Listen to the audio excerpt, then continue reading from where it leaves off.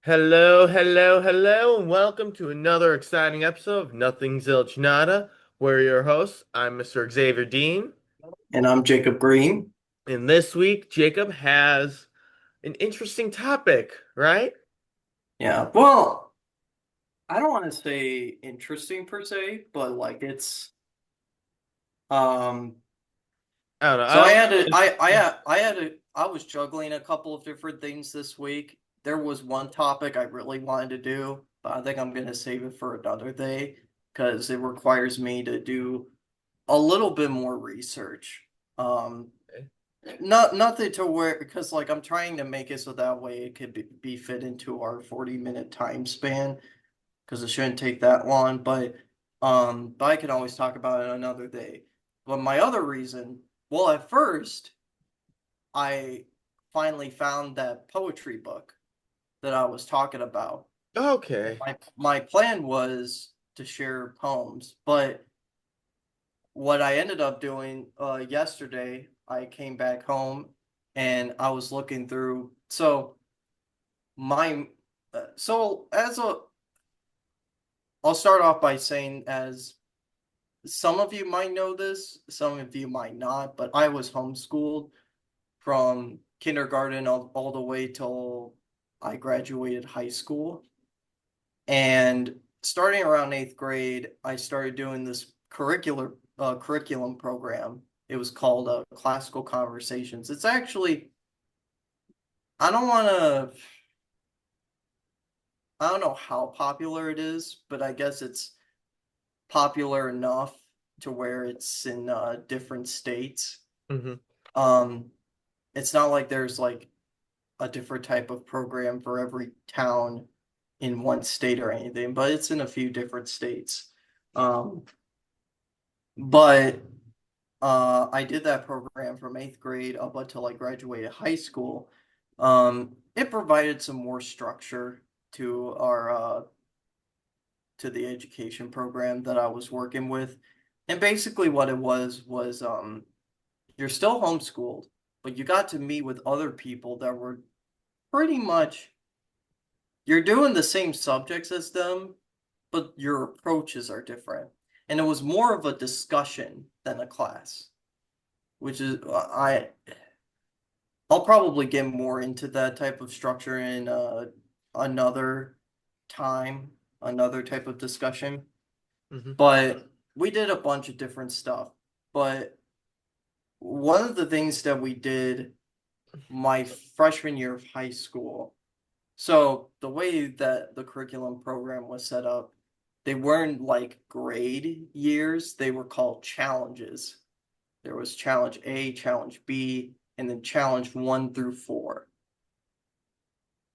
Although they were kind of set up like high school years, they were just named differently. Um,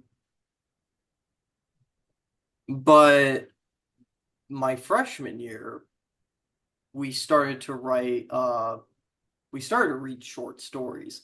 But one of the projects that we did at the end of the year was we got to write our own short story. And um this wasn't in the containers because like my mom has containers of like all the assignments I've done.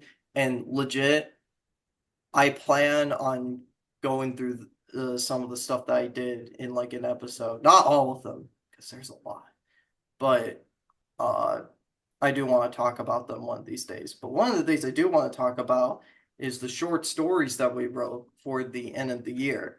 And I still have it. Everyone got their own copy of everyone's short stories, um, presented in this nice binder. The front cover was made by a friend of mine. We lived in the same town together, did the same curriculum program. Uh, and all of us, well, not all of us, but some of us made covers to some of the short stories that we uh made. Hmm. Um Now, am I saying when I say going through short stories, I'm not going to read every single short story because it would take too long. Right. Um, but I thought I would go over my own short story. But I also wanted to real quick. So some of us like drew covers for some of our stories. Let's see. So this was another cover that that same person made for her own short story, Blessings in Disguise. That's Really great. that's a lot Uh, better than what I could do. I can yeah, draw a stick figure correctly. yeah. Let's see. This was one a little bit of an abstract futuristic take. You can see that there's a car over there. It's got like the fancy uh windows that go sideways. All right. Or not sideways, but up and down. Mm-hmm. And then let's see. Now this one is a brushed up cover, That's nice. also made by another friend of mine. She made more of a fantasy story. So oh, this one's just a photo cover, but this one was about dogs. Spoiler warning, my short story was also about a dog, but not a real dog. Ah, Well, boo. a fictional dog, but I'll show you Unless the my. dog talks, is red or is blue, I don't want to hear about it. I Now, basically, which type of blue dog though? Because there's technically two. you're right.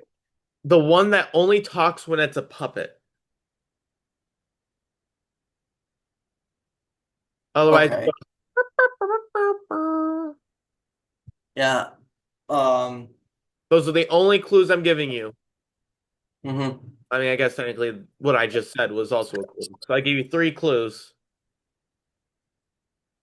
So I guess it's not Blue's Clues. It is Blue's Clues. Okay. Yeah, because Um. so whatever. For a different time. All right. Mhm. So Jake, what's your story about a fictional dog that's not Scooby-Doo or Clifford or Blue from Blue's Clues? Hmm. Well, so it's about a dog named Max, and this is just the title.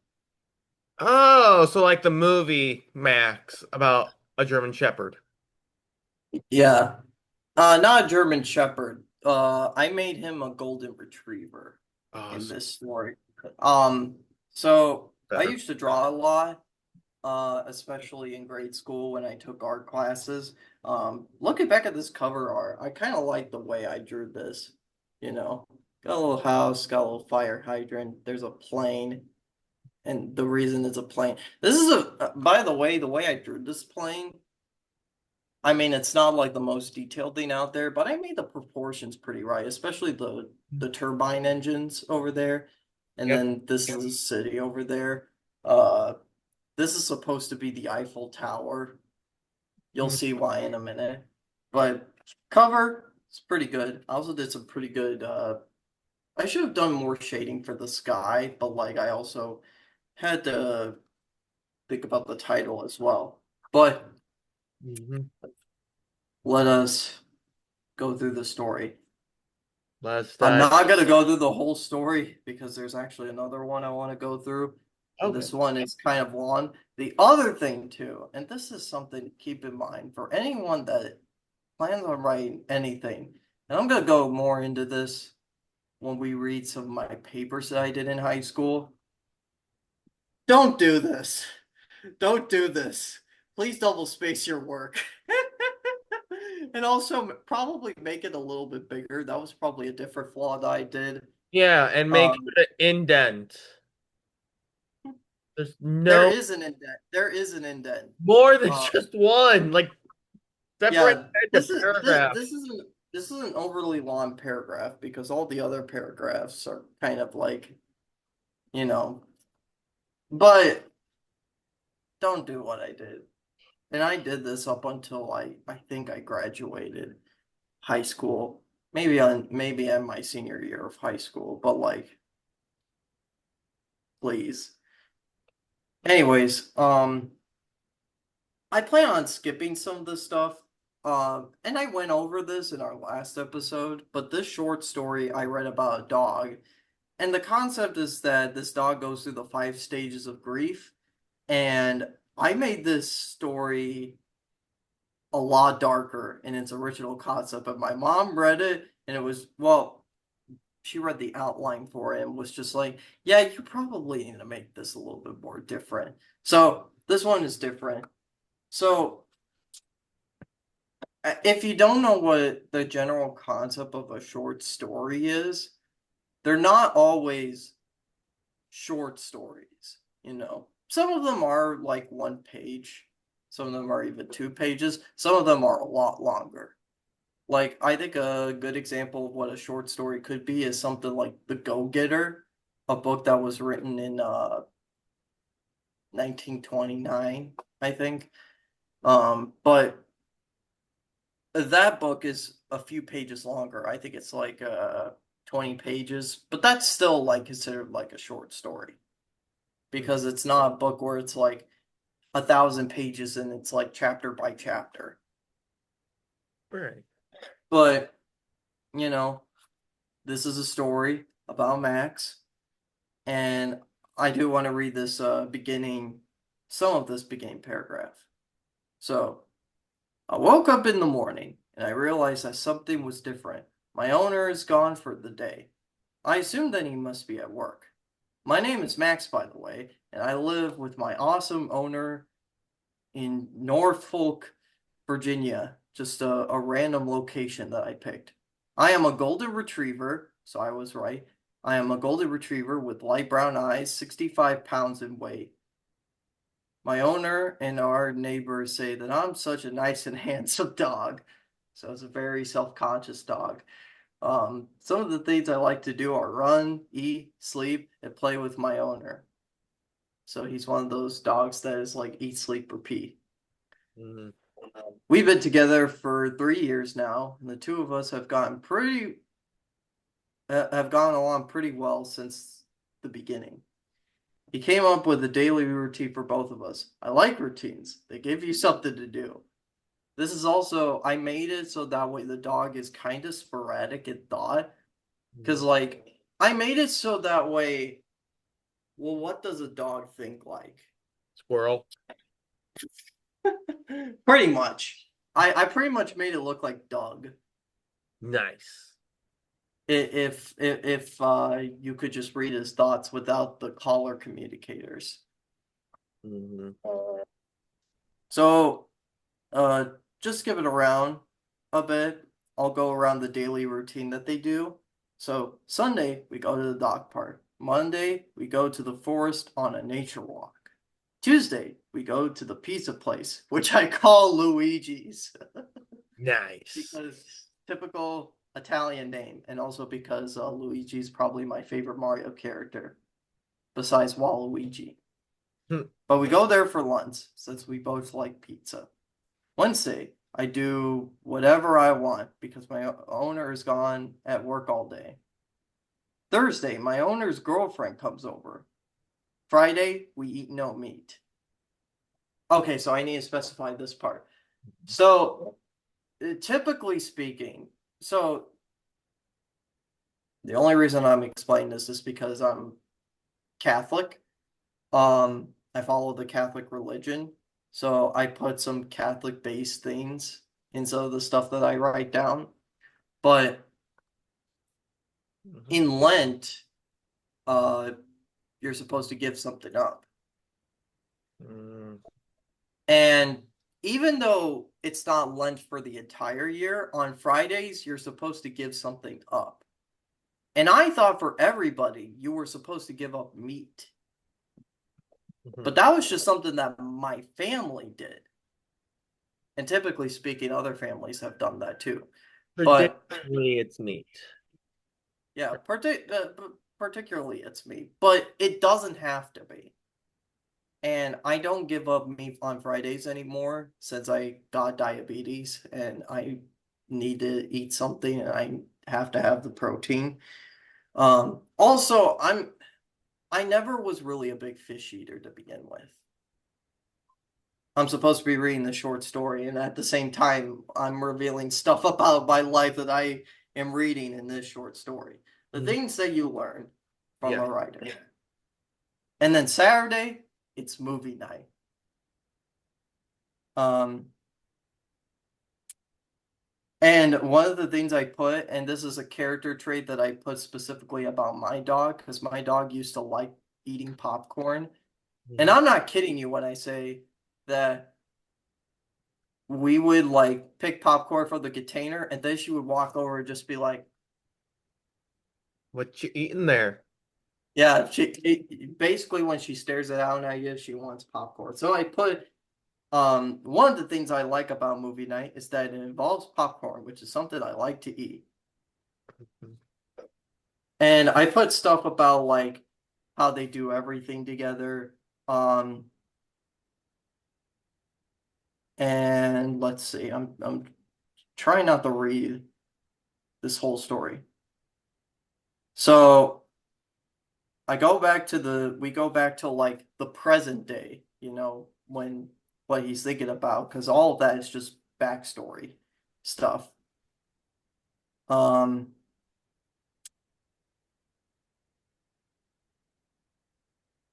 let's see. Oh, and the owner has a girlfriend, which is something that he does on Thursdays. I don't know if I specified that, but I said,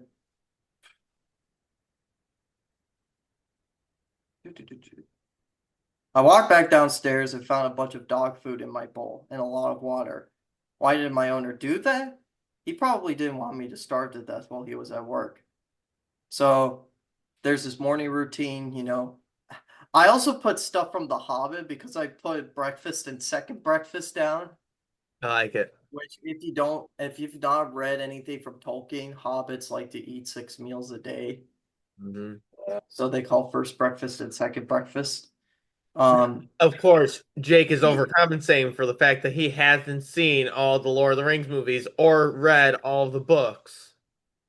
I'm getting close. You're getting close, but you haven't yet. I haven't read Return of the King yet, but I'm getting to that. Um, I also put that he likes to watch Animal Planet, which isn't really a thing anymore. I used to like Animal Planet.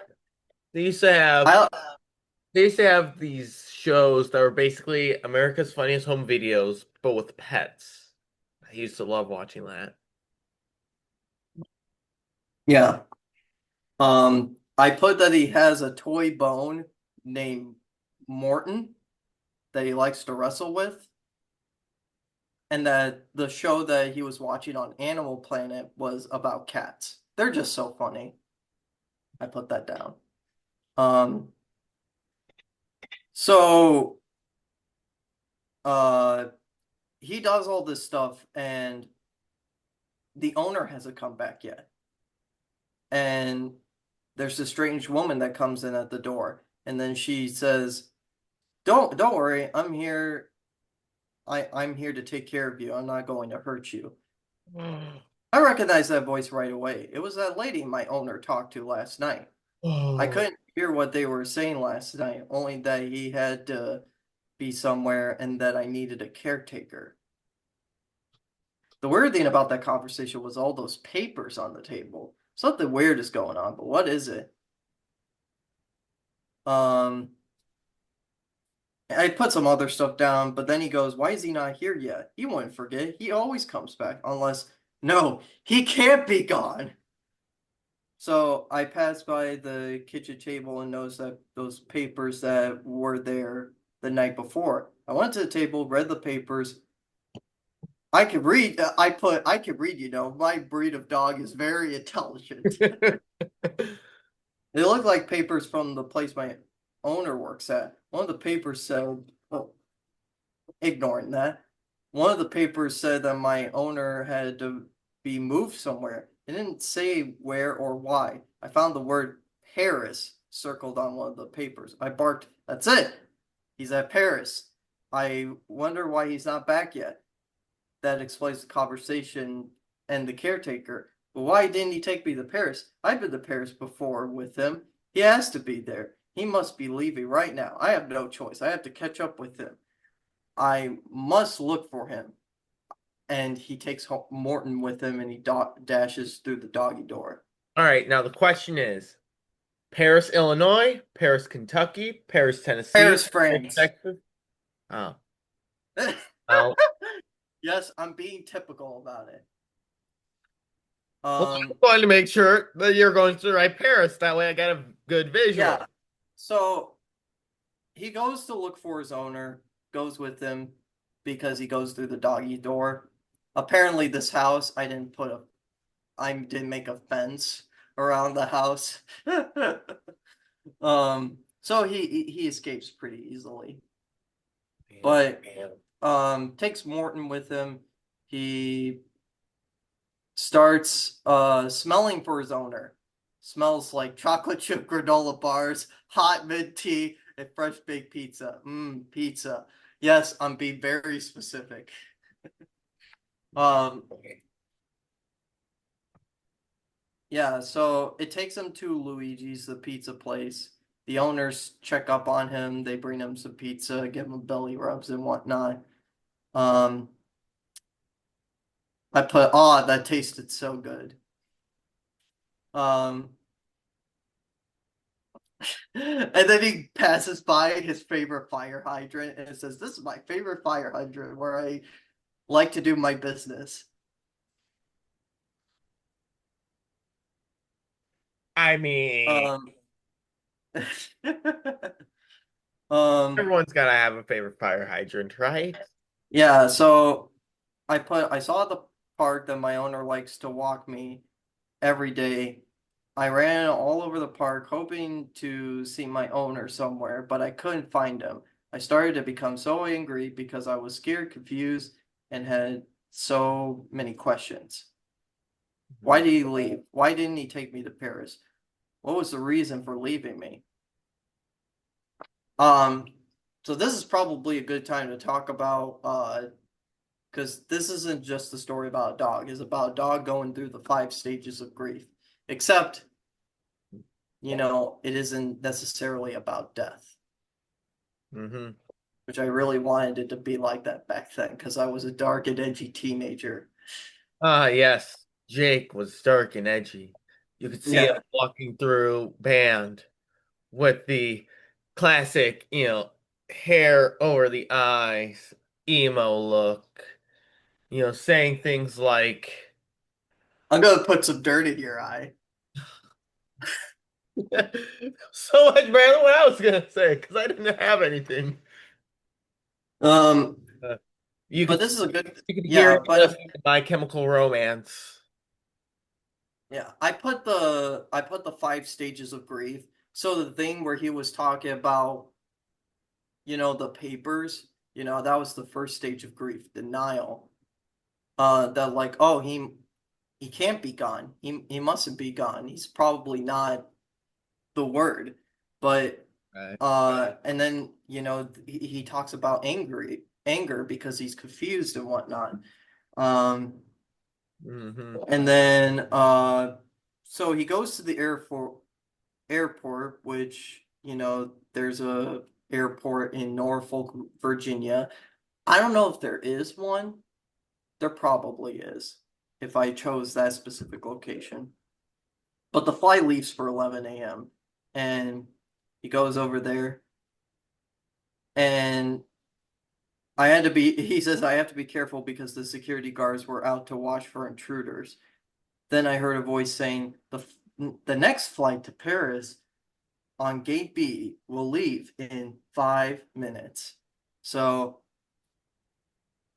I knew where gate B was at without thinking. I ran towards the next flight.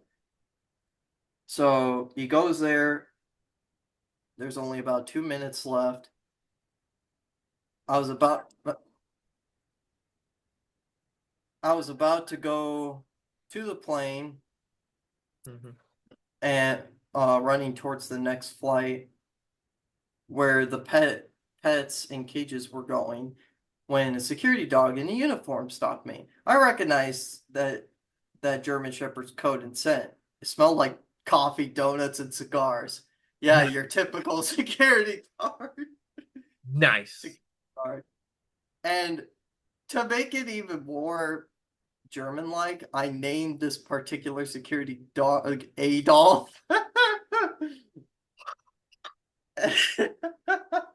Dude. By the way, Adolf is kind of a common German name because, funny enough, the inventor of the saxophone is named Adolf Sax. So I have a reason. A reason. Yeah, that's totally your reason. Yeah, so Adolf is a German Shepherd and is one of my closest friends. We sometimes meet each other in the dog park. He's one of the best security dogs in the airport. I talk about he's a tough personality, but is a kind-hearted dog. So rough exterior, soft interior. Um, and then he says, Max, what are you doing here? And then he says, no time to explain. I have to get on that plane. I was hoping, says Adolf was my closest friend, he would let me in. Instead, he said, no way, you are not in a cage, and you don't have your owner with you. He has to follow the rules.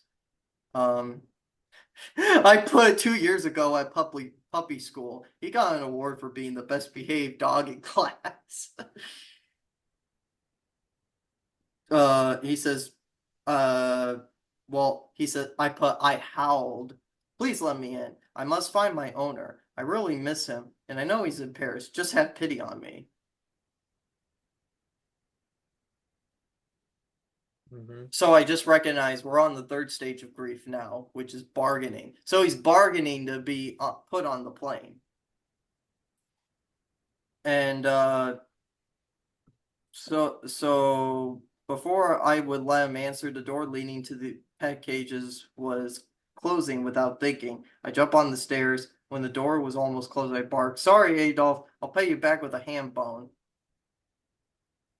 So 2 hours later, he's still on the plane with Morton. They still got 8 hours to go before arriving at Paris. Hmm. So he lays down next to Morton, and it was bedtime. I moped for most of the time. So this is the fourth stage of grief, which is I think it's called depression Yep. or it's called something else. Okay. It's depression. So basically where he's very sad and down. Hmm. Yep. And he says this is the longest he's been apart with his owner. My heart ached, and I was still confused as to why he left and why he still didn't take me with. Mm. And then he meets this cat, and I called the cat Midna based off of the side character from The Legend of Zelda Twilight Princess. All right. Like one of those like side companions that Mhm. this particular one is just kind of sassy. And this cat, I made it sassy. So, Um funny thing is, you said cat, and my cat that's next to me woke up. nice. Um Okay, Rip, you can go back to sleep. and then he talks about like how he saw that on Animal Planet the documentary on African wildcats. Hmm. Um and I put that he said we have many cats in our neighborhood. Most of them are strays because I'm talking about my hometown and how we have a lot of stray cats. Yep, we And do. then he says, one time I accidentally bit off a stray cat's tail, all because I wanted to talk to it. Yeah, that's logical. Hey, I want to talk to you. Let me bite off a part of your body. It still survives. Oh yeah, Uh, still, it's and then he says, I have uh, questions about cats. What are most cats like? Do all cats like milk and fish? Why are cats so sneaky? And then we hear Minna speaks and she says, hey, what are you doing? Where are you going are you going to stand there or are you going to talk to me, you big ball of fluff? So this is a super sassy cat. hmm And then he says, okay, now that's just mean. And then he doesn't just speak to the cat because he's super depressed. And then Right. she goes, what's the matter? Can't you take a joke? Really, I was joking. I didn't mean to hurt your feelings. Jake, you messed up. You should have said cat got your tongue. But I didn't think about that back then. But um and then he explains that he's missing his owner. And then she goes telling him that like oh, I see. Look, buddy, take my advice. Owners never love you. They'll have you for a few months and then abandon you in a box in the middle of the street. Oh, you took the bolt route. That is You know basically what? I didn't realize. that I is don't think I read basically both. what Mitten said to Bolt. Yeah. It's been a while since I watched that movie. Pretty good movie. I should read. Um yeah, but he says that he hasn't thought about it that way before. Um but he says we've been together for 3 years and he would never abandon me. And then Minna just minds her own business. She's like, "Oh, I see. Well, I'll leave you then." And Mm. then and then he says, "Wait, can you stay? I do enjoy your company." So they basically are next together for the rest of the trip until they arrive at Paris, and then he says goodbye to Minna. Hmm. Um, so they get out of the airport. He's in Paris, going around. I found one of the weird fire hydrants in Paris had here. And I says, they look red, similar to the ones in Virginia, but are taller and shaped differently. I'll have to look this up sometime. But he meets a poodle in Paris. And then he talks to it and says, have you seen my owner? He has brown hair, green eyes, and smells like pizza. She said, I believe so. I saw him heading to that apartment. And then he says it's 2 hours later, and he says, I still couldn't find him. Started to lose hope. I thought of what Minna said on the plane. Why am I doing this? I knew it was too good to last. Maybe he's gone for good. He may not want me anymore. It can be hard to handle sometimes. Maybe he couldn't take care of me because his job is such a hassle. Uh, Whatever the reason was, he's gone now. So we're in the final stage of grief, which is acceptance. And mhm. then he says, I accepted the fact that my owner was gone, started heading towards the airport. Suddenly, I heard someone calling, Max! I recognized the voice. It was my owner. I saw him heading towards me. I jumped on top of him and started giving him kisses. I finally found him. And then there's this like short epilogue of like what happens after. The reason he moved to Paris was because of he and his girlfriend were getting married. Um and the reason he left him behind was so that way they could get some things settled. He also ends up being the ring bearer for his wedding, the dog. Aw, Um, that's cute. yeah, and then at the wedding party, they serve all kinds of food, cakes, steaks, chicken, and even pizza. Nice. And then, so, and I said that they went to Rome for their honeymoon. Um, they said they have a new bedroom, and we sleep, and the room that we sleep in has a great view of the Eiffel Tower. And they still have the same routine, Mhm. but instead of going to Luigi's for pizza, we go to La Stella, which is one of the top 10 most famous pizzas in Paris. I also misspelled Paris in this paragraph. I put pears. I switched the letters around. Probably a typo accident. They serve onion soup, steak tartare, and oh yes, roast lamb. Ooh, well, that sounds Um, awesome. and this is probably an actual restaurant in Paris because I did do some research when writing this short story.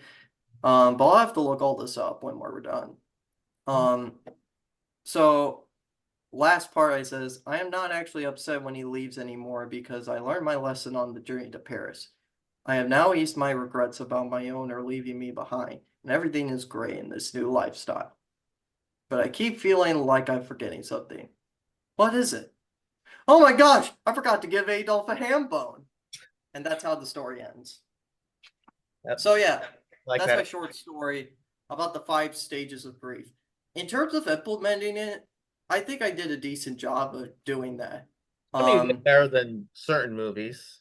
I was it was at this point that I think I was starting to get a better grasp at writing because we'll go through these like time capsule boxes of each of the years some other time, but like man, my writing was so rough back then.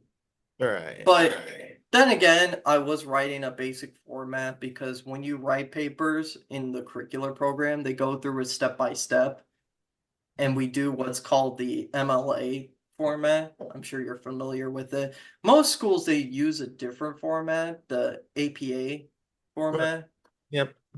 but which you should do that format when you're doing research papers. Yeah. APAs for research. I like to use MLA for like this discussive or debating. Yeah, and that's what MLA is true. Yeah, MLA is truly used for. Um, but yeah, and I thought this was the only short story that I wrote, but recently I came across another short story that I wrote. But given the time, I Hmm. think I'll save it for another time. It's much shorter, but maybe just to cap it off, the reason I put the 5 stages of grief down for this particular story is because um again, I'm saving a whole bunch of stuff for different episodes, but I would like to talk about The Legend of Zelda Majora's Mask some other time, which is my favorite game of all time and probably one of my favorites in terms of dark stories that go through grief. Um, but that's all I'll say about that and how I was really influenced by it. All right. But yeah, that's my short story. I didn't read all the whole story word by word. I skipped some stuff, but I think I think you got a general gist of the story. What do you think, Xavier? I thought it was a pretty good story. It sort of hits close to home right now just because most of my family right now is on a vacation in Tennessee. I stayed back because I start my job on Monday, which is when they were going to come back. So I'm taking care of the animals, and I can tell that some of the animals aren't happy that I'm the only human around. Specifically, this cat next to me that I'm not going to show on the camera just because I don't think he would like it. But yeah.